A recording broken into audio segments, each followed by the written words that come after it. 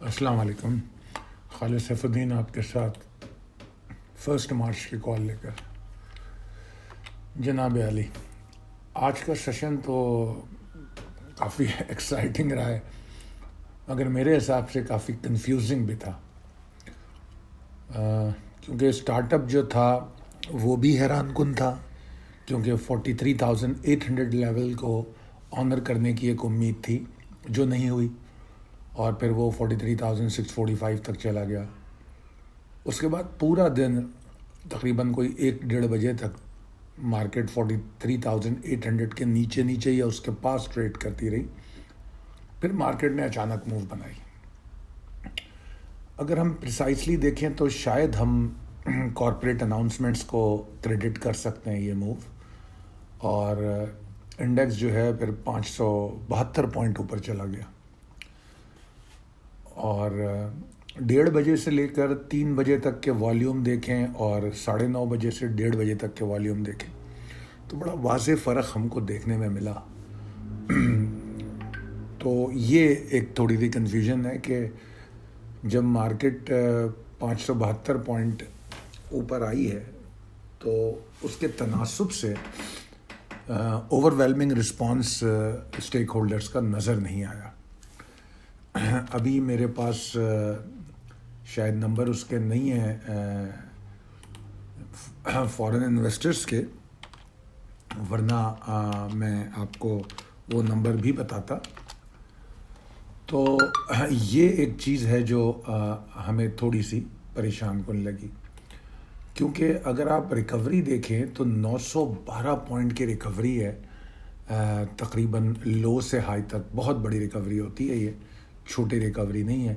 और 573 अगर हम चार्ट पे देखें तो चार्ट पे बड़ा क्लियर रिफ्लेक्शन आता है बुल्स कमबैक का, और जिस तरह मैंने बताया 573 पॉइंट्स का इजाफा एक अच्छा इजाफा है, 1.3% अच्छा खासा होता है। तो ओवरऑल बड़ी अच्छी मार्केट बंद हुई है, मगर मेरा ये ख्याल है कि मार्केट में कुछ कन्फ्यूजन रह गया।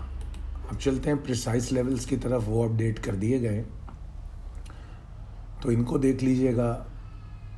अब चलते हैं अपनी आखिरी slide, possibilities and strategies as per technical chart.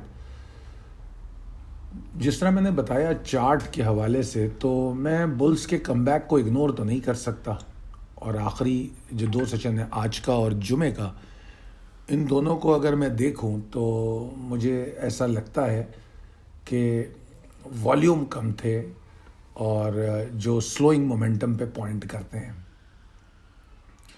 जिस तरह के आप जानते हैं कि I am a strong follower of trend, तो मेरे पास कोई दूसरा रास्ता नहीं है कि मैं 44, 480, 422 के ऊपर ऑप्टिमिस्टिक रहूं, और मेरा टारगेट होगा 44, 688। ये मेरा पहला टारगेट होगा।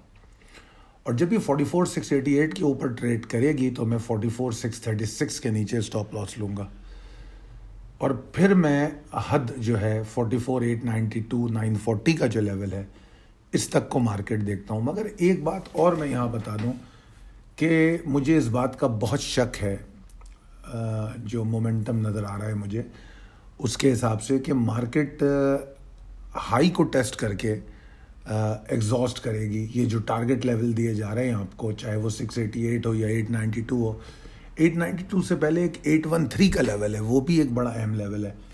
ये करीब करीब है। तो by looking at the momentum and gauging the power, जो पावर गेज कर रहा हूँ मैं, तो मुझे 892 लग रहा है। मगर आप लोग स्टॉप लॉस को 813 के नीचे भी ट्रेल कीजिएगा तो मुझे ऐसा लगता है कि प्रॉफिट टेकिंग आ सकती है।